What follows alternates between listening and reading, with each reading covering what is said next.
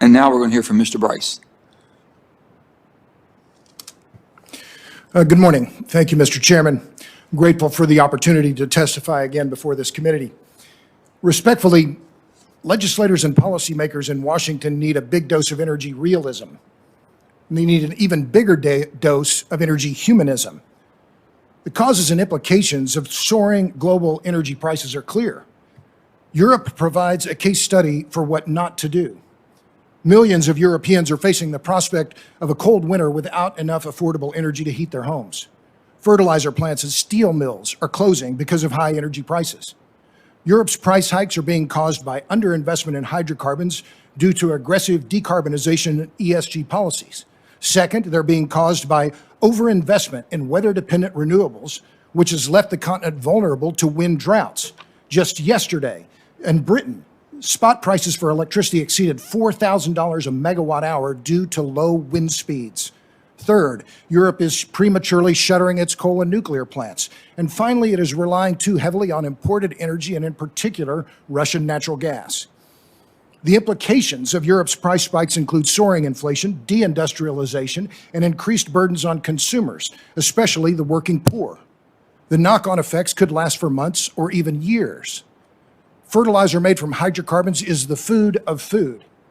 Numerous fertilizer plants in Europe and around the world are shutting down because of high natural gas prices. This will mean less food production and therefore higher food prices, which will lead to additional inflation.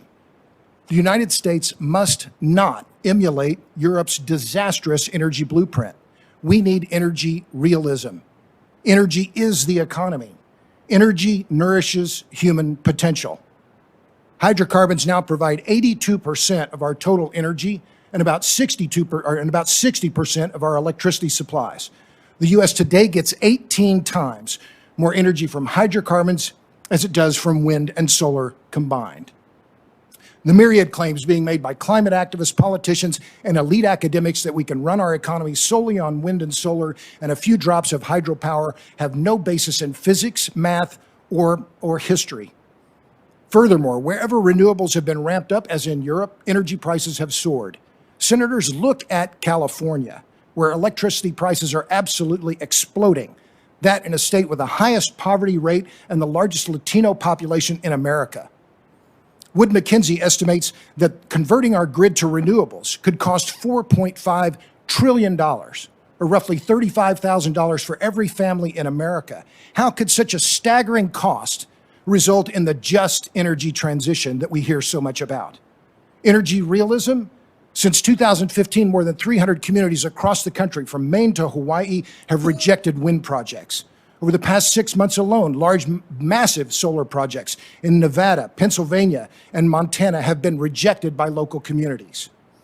More realism. Trying to convert our energy and power systems to renewables will make the U.S. reliant on China for critical minerals like neodymium, dysprosium, and cobalt. Why is this okay? Relying on renewables would also require building hundreds of thousands of miles of new high-voltage transmission lines. But the November 2nd referendum in Maine showed very clearly, again, that rural Americans do not want high-voltage transmission lines slashing through their neighborhoods. Garroting America's hydrocarbon sector by killing pipelines, banning natural gas, halting drilling on federal lands, electrifying everything, and never-ending tax breaks for big wind and big solar will not solve global climate change. Instead, those moves will turbocharge inflation, imperil our energy security, and impose regressive taxes on the poor and the working class. Our economy runs on hydrocarbons, and that will be true for decades to come. Staking our economy, as Europe has done, on weather-dependent renewables amounts to unilateral energy disarmament that will hurt us and benefit Russia, China, and OPEC. Who will stand up for rural America and against the landscape-destroying sprawl of wind and solar? Who will speak against the federally subsidized slaughter of our birds and bats by the wind industry? Expensive energy is the enemy of the poor. Who in the Senate will stand up for them? Who in Congress will stand up for the affordability, reliability, and resilience of our electric grid, which is being undermined by this senseless rush to renewables and the premature retirement of our nuclear reactors? Where are the pro-nuclear, pro-energy realists? Where, I must ask you, are the energy humanists. Thank you. Thank you, Mr. Bryce. And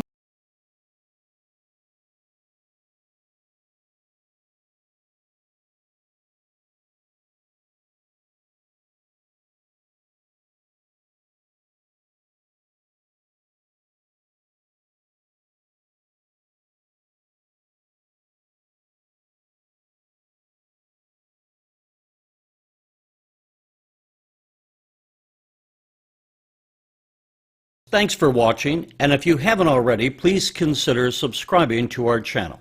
And while you're at it, please leave us a comment. Thank you for watching.